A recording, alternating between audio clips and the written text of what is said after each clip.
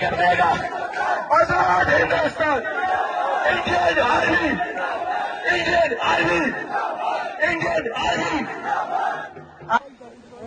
सारा जहां से अच्छा, सारा जहां से अच्छा, सारा जहां से अच्छा, सारा जहां से अच्छा। 15 अगस्त का दिन इस बार सिर्फ लाल किले के प्राचीर तक सीमित नहीं था, बल्कि एलओसी के उस पार यानी पाकिस्तान के कब्जे वाले कश्मीर पीओके में भी कुछ ऐसा हुआ जिसने रावलपिंडी से लेकर इस्लामाबाद तक भूचाल ला दिया। ये कोई आम दिन नहीं था, बल्कि इतिहास के पन्नों में दर्ज होने वाला एक ऐसा मनोवैज्ञानिक वार था जिसके बाद पीओके की हवा का रुख पूरी तरह बदल गया है। कहानी शुरू होती है 15 अगस्त के उस सर्द लेकिन सुलगती सुबह से, जब भारतीय सेना ने सीमा के इतने करीब एक विशालकाय टीवी स्क्रीन स्थापित कर दी कि वहां की जमीन पर खड़े लोग अपनी आंखों से सच देख सके। इस स्क्रीन पर कोई फिल्मी पर्दा नहीं सजा था, बल्कि वो खौफनाक हकीकत थी जिसे पाकिस्तानी फौज ने सालों से दबा रखा था। स्क्रीन पर साफ सफाई से दिखाया जा रहा था कि कैसे पाकिस्तानी सेना पीओके के मासूम नागरिकों पर जुल्म ढा रही है, उनके अधिकारों का गला घोट रही है और उन्हें 2 जून की रोटी के लिए मोहताज कर रही है। जब अपनी ही सेना का असली चेहरा वहां के लोगों ने उस बड़ी स्क्रीन पर देखा तो उनका सब्र टूट गया। तस्वीरें इतनी साफ थी कि लोग अपने मोबाइल कैमरों से सबूत कैद कर रहे थे और उन्हें देख देख कर फफक कर रो रहे थे। टीवी स्क्रीन पर दिखाए गए उस सच ने पीओके की आवाम के भीतर बरसों से सुलग रहे गुस्से को शोला बना दिया। पाकिस्तान के नापाक मंसूबों से आजो जा चुकी जनता अब खुलकर बगावत पर उतर आई थी। देखते ही देखते सीमा के उस पार से ऐसे नारे गूंजने लगे जिनकी गूंज पाकिस्तानी हुक्मरानों के सीने पर सांप लौटने के लिए काफी था। पीओके बनेगा, पीओके बनेगा, पीओके बनेगा, पीओके बनेगा, पीओके बनेगा, पीओके बनेगा। हिंदुस्तान, हिंदुस्तान, हिंदुस्तान।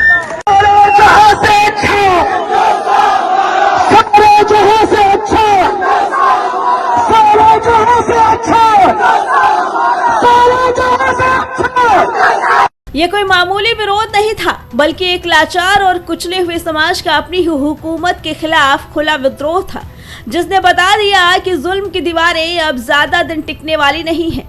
खेल यही खत्म नहीं हुआ। कातिल फोर्सेस हैं, उन्होंने बर्बरियत की एक इंतहा कर लिया। उधर पूरा पाकिस्तान जो है वो जश्न आज़ादी मना रहा है और हम अपने भाइयों की मैयतें जो है वो ला रहे हैं।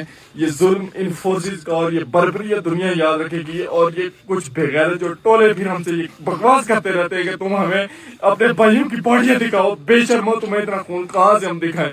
ये हमारे एक भाई शहीद हो गए, मुतईद भाई हमारे जो है वो इस वक्त जख्मी है, उनको मुख्तलिफ हॉस्पिटल्स में मुंतकिल किया जा रहा है। काफिर यजीदों ने, ये यहूदी से परली नस्ल है, इन्होंने हमारा हॉस्पिटल भी अपने कब्जे में रखा हुआ है और हालात इस तरह के पैदा किए कि जो जख्मी होता है उसको उठाने के लिए जो जाता है उसको भी गोलियां मार के ये शहीद कर देते हैं। ये हमारे जवान भाई जो देखने में जिनकी उम्र 20-25 साल लगती है उनको इन्होंने शहीद कर दिया है।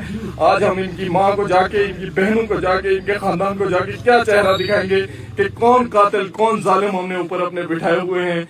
और ये आप हालात इस वक्त देखें, एक भाई जो है हमारे जख्मी है, एक भाई हमारे शहीद हो चुके हैं और मुतईद भाई जो है वो शहीदों जख्मियों का हमें पता नहीं है कि कितने जख्मी हैं। तो इंशाल्लाह हम लोग पीछे नहीं हटेंगे, इस जुल्म के खिलाफ डटे रहेंगे। आखिरी बच्चा आपने शहीद करना है, हमारा कर दें हम। पीओके की इन सुलगती आंच के बीच बलूचिस्तान के कोने से उठी एक 14 साल की बच्ची की आवाज ने दुनिया के तमाम सुपर पावर देशों के कान खड़े कर दिए। उस बच्चे ने कोई आम बयान नहीं दिया, बल्कि उसने पूरी रणनीति के तहत अंग्रेजी भाषा में प्रधानमंत्री नरेंद्र मोदी को एक ऐसा पैगाम भेजा जिसने वैश्विक कूटनीति में हलचल मचा दी। उसका ये अंग्रेजी में बयान देने का मकसद साफ था, ताकि पश्चिमी देशों, मानवाधिकारों संगठनों और ग्लोबल मीडिया तक ये बात साफ साफ पहुंच सके कि बलूचिस्तान की नई पीढ़ी भारत और पीएम मोदी से क्या उम्मीदें लगाए बैठी है। बलूच आवाम के दर्द को बयां करती उस बच्ची की वो अपील अब दुनिया के प्लेटफॉर्म पर बहस का सबसे बड़ा मुद्दा बन चुकी है।